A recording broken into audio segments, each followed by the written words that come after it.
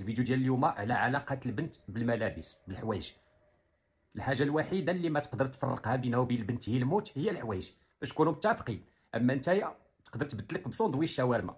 والدليل فاش تخاصم المراه مع راجلها، اول حاجه تجبد ليه في المخاصمه هي ما تيكسيني، ما تيصبطني، ما تيلبسني.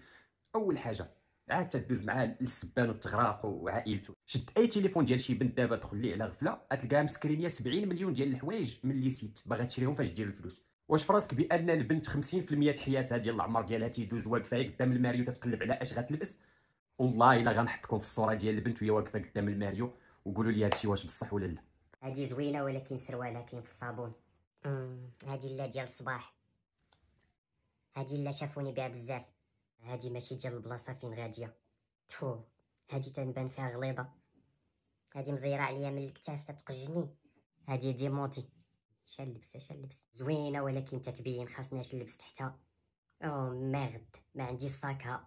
ملبوسه بنت الجد تدوي مع الملابس وتتلقى عندها هاد الحوايج ما عرفتش اصلا علاش كانت شراتو.